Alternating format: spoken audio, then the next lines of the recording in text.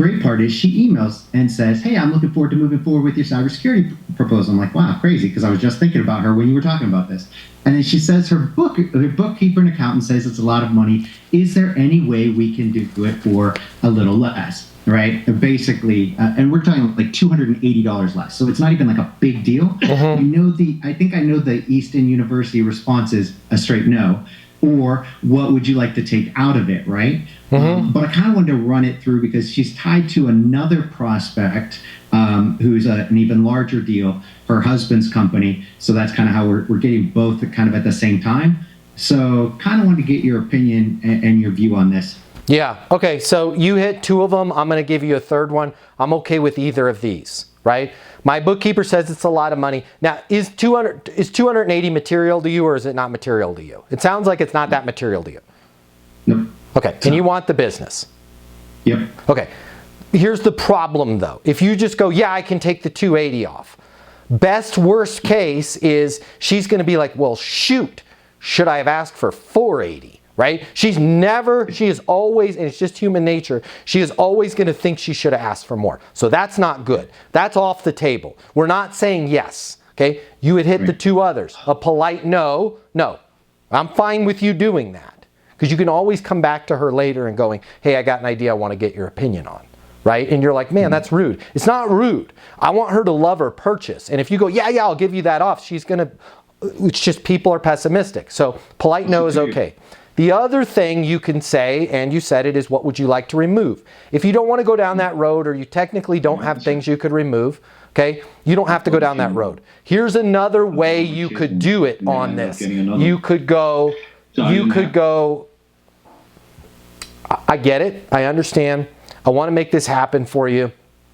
We can't take the 280 off. If it's important to you and you want to win with your accountant, right? Or if you're anything like me, if you're anything like most people, having another discussion with your accountant is going to cost you $280.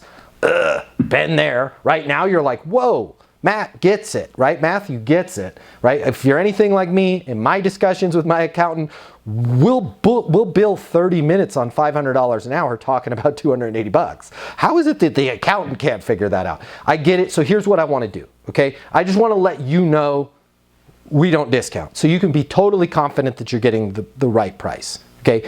If it is something where you want to win with the account, or you want something from me, you just, whatever it is, I get it, full transparency. I'll be happy. If you really need $280, I'll be happy to move some stuff around, and I'll cover 280 of it for you. I'll figure that out on my end. If you can do this for me, if you can agree to just, once you love it, once the security software is installed, once everything goes smooth, if you can just take your phone and point it at your face and just record what you like best about working with me, how easy it was to work with me, how great the service is, and how much you like the solution. If you could just text that to me on my mobile. I'm not even going to write it in the contract, but if we could just have a, agreement here, I'll pick up the 280, right? Now, look at where you've left her. You've been, hey, we're firm on the price. But then you've also said, listen, you're a rational business person, as am I. And I get it that your accountant wants to take their pound of flesh and look like a hero. I also get it that if you go back to your accountant and say they can't do it, you're going to run up more bill and more time, and the juice might not even be worth the squeeze, right? That being said, I'll pick up, you're just going to be the good guy and say, I'll pick up the 280. I'll move it from some marketing. I'll skip a couple lunches, whatever it is. I'll move money around and I'll take care of it. Okay, but I just want to make something clear here. This is not a discount, because we don't do that. If I'm going to pick up the 280, I'm going to ask you for something, and I just want to be crystal clear about what I'm going to ask for. Once you get the product installed and once you love it, I'm going to ask you to pick up your phone and point it at your face and say that you love it. As long as you're okay with me calling you and asking you that, once I over-deliver for you, I'll pick up the 280. What do you want to do, right? And now you've given her...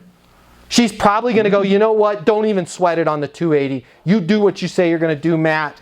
I'll give you the testimonial either way, and I'll take care of things with my accountant, right? But that way, I never want you to retreat back into a discount, not because I don't want you to discount. It's because discounting avails nothing.